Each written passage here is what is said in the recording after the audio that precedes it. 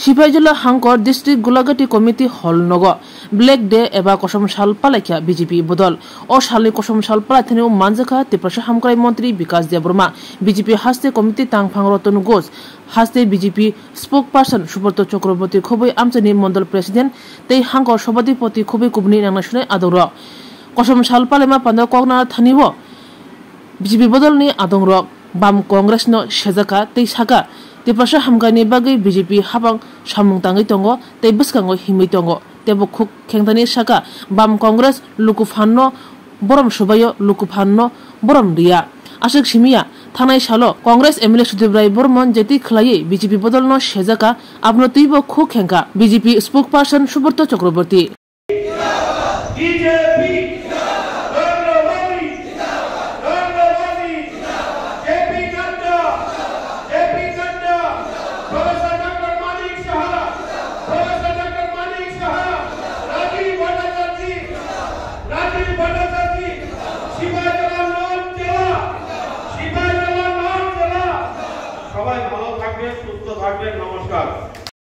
Sir আপনি MLA সুদীপ্রায় Barman যে কথাগুলো বলেছেন সেই বিষয়টিকে কিভাবে দেখছেন?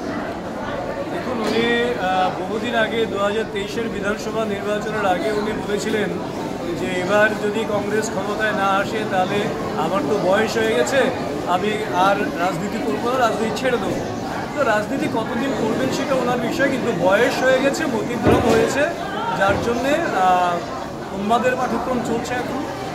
তো ওটা নিয়ে কী আর বলব, কারণ ওনার রুচি কোন নিচেও পর্যায়ে ওনার রুচি রাখেন সেই বিষয়টাকে আমরা এখানে লক্ষ্য করছি, আর রাজ্যবাসী লক্ষ্য করছেন। কারণ যেখানে ভারতীয় জনতা পার্টি জাতি জনজাতি সব অংশের মানুষের উন্নয়নকে প্রাধান্য দিয়েই কাজ করছেন এবং জনজাতিদের জন্য বিশাল রকমভাবে প্যাকেজের পর প্যাকেজ, আরও কী করে তাদের স্কুল থেকে ইনফ্রাস্ট্রাকচার থেকে শুরু করে মেডিকেল ফেসিলিটিস, এডিসিকে সরাসরি অর্থ বরাদ্দ কিংবা আসন বাড়ানোর মতন বিষয়গুলিও যেখানে ভাবছেন, এডিসি সহ জনজাতিদের সার্বিক উন্নয়ন এবং সেই সঙ্গে রাজ্যের সব অংশের মানুষের উন্নয়ন, এই নিয়ে যেখানে বিজেপি কাজ করছেন সেখানে এই ধরনের কথাবার্তা বলা উনি আসলে তো লাইমলাইটে নেই, ওনাকে অনেকে ভুলেই যেতে বসেছেন। আমার মনে হয় একটু লাইমলাইটে থাকার জন্য এটা হতে পারে, নয়তো মতিভ্রান্ত হয়েছে নিশ্চিতভাবে।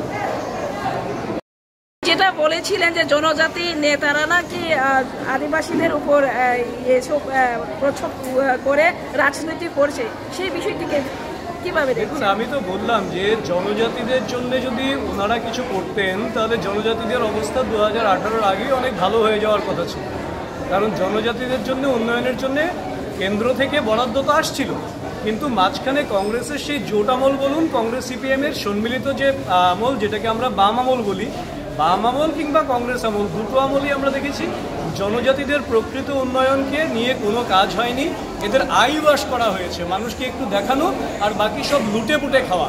সেটা ত্রিপুরাকে যতটা লুটেছে তার সিংহভাগ লুটেছে জনজাতিদের উন্নয়নের টাকাটাকে লুটেছে। কাজেই ওনাদের জনজাতিদের নিয়ে কথা বলার কোনো অধিকার নেই। যেখানে মাননীয় মোদীজির নেতৃত্বে কেন্দ্রীয় বিজেপি সরকার কিংবা প্রফেসর ডক্টর মানিক শাহজির নেতৃত্বে ত্রিপুরা বিজেপি সরকার জনজাতিদের জন্য প্রত্যেকটা অংশে তাদের বেসিক ইনফ্রাস্ট্রাকচার থেকে শুরু করে বেসিক নিডস এবং তাদের যে কনস্টিটিউশনাল রাইটস সমস্ত কিছুকে যেখানে স্বীকৃতি দিয়ে তাদের সার্বিক উন্নয়ন, রাস্তাঘাট থেকে ইনফ্রাস্ট্রাকচার থেকে শুরু করে হেলথ এডুকেশন থেকে শুরু করে বিভিন্ন প্যাকেজ থেকে শুরু করে স্টার্ট আপের কথা বলুন, আপনারা জনজাতিরা এগিয়ে আসছে স্টার্ট আপে। তো এই যে একটা বিশাল রকম উন্নতি হচ্ছে, ওনারা বুঝতে পেরেছেন যে এই উন্নয়নের ধারা যদি চলতে থাকে, জনজাতিদেরকে যদি বিভাজিত না করা যায় তাহলে তাদের ভবিষ্যৎ রাজনীতি একেবারেই অন্ধকার। তো এইটা বুঝে নিয়ে রাজনৈতিক ভবিষ্যৎ সংকটকে সামনে মাথায় রেখে ওইখানে রাজনৈতিক রুটি শেখার জন্যে জনজাতিদের মধ্যে বিভাজন রেখা তৈরি করার কাজ চলছে, যেটা আমরা তীব্র ধিক্কার জানাই, নিন্দা জানাই। এর মধ্যে দেখছি আজকে সকালে জোর উঠেছে ওনার বাসভবন হোস্টেলের সামনে। তো আপনারা প্রশাসন দিক দিয়ে কি পদক্ষেপ নেবেন? আরো বৃহৎ আন্দোলন হবে, ক্ষমা চাইতে হবে জনজাতিদের কাছে, জনজাতিদের কাছে আমি ক্ষমা চাইতে হবে। বর্মনজি, আমি বলছি যে আপনারা এই ত্রিপুরা রাজ্যের মুছে যাবেন এবং ভারতবর্ষেও মুছে যাবেন, কারণ আপনারা জনজাতিদের মন গ্রহণ করতে পারেনি। জনজাতিদের শুধু ভূতের রাজনীতি করেছেন। একমাত্র মোদিজি এবং আমাদের রাজ্যে জনপ্রিয় মুখ্যমন্ত্রী যে এই জনজাতিরা শুধু বিশ্বাস করে বিজেপির উপরে।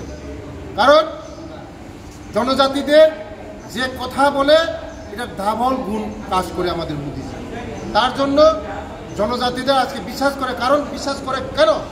আজকে জনজাতিদের আমাদের চিরাচরিত কথা যে জিনিসগুলি লুকিয়ে গিয়েছে, যেগুলি হারিয়ে গিয়েছে, এই জিনিসগুলি আরেকবার রিপিট করে আমাদের মোদিজি এবং আমাদের ত্রিপুরা রাজ্যের মুখ্যমন্ত্রী আবার নতুনভাবে আরেকবার আমাদের নতুন নাম করা হয়েছে, যেটা হারিয়ে গিয়েছে, যে আমাদের ইতিহাস হারিয়ে গিয়েছে। এটা আমাদের একমাত্র বিজেপি করেছে। যদি কোনো দল যদি ইজ্জত করে, এটা একমাত্র বিজেপি আমাদের জনজাতিদেরকে ইজ্জত করে।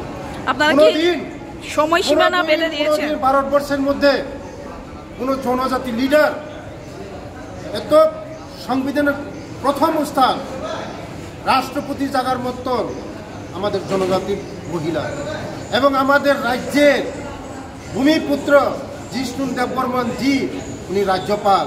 এবং আরও বলছি আমি, পদ্মশ্রী অ্যাওয়ার্ড এই ত্রিপুরা রাজ্যের ভূমিপুত্ররা কোনোদিন পায়নি, এই মোদিজির আমলে পেয়েছে। এটাই তো সম্মান। তো কে সম্মান দিয়েছে? কংগ্রেস সম্মান দিয়েছে না সিপিএম সম্মান দিয়েছে? আমি বলবো মায়া কান্না করবেন না, কিছু হবে না। জনজাতিদের মায়া কান্না করবেন না, কিছু হবে না। জনজাতিদের আগে বিসর্জন দিয়ে দেওয়া হয়েছে, যত মায়া কান্না করবেন কিছু হবে না বন্ধু। আমি বর্মনকে চ্যালেঞ্জ দিয়ে বলছি, 2028-এ আমি রেডি থাকান, একটা সিট পাবেন না আপনারা, একটা সিট পাবেন না আপনারা। 2028-এ খালি করে ছাড়ব। স্যার, আপনারা কি ওনাকে পদত্যাগ করার জানিয়েছেন?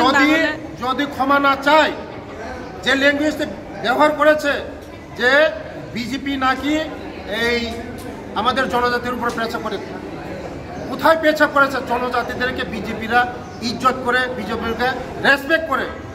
কোনো পার্টি রেসপেক্ট করে না। আজকে মোদিজি আমাদেরকে রেসপেক্ট করে, আমাদের মানিক সাজির রেসপেক্ট করে, মোদিজির রেসপেক্ট করে জনজাতিদেরকে। ওরা তো আমাদেরকে রেসপেক্ট করে নাই। এই কথা উইথড্র করতে হবে, নাহলে বৃহত্তর আন্দোলন হবে। শুধু ঘেরাও না, আরও কিছু করা হবে। এই কথাগুলো উইথড্র করেন, তাড়াতাড়ি উইথড্র করেন।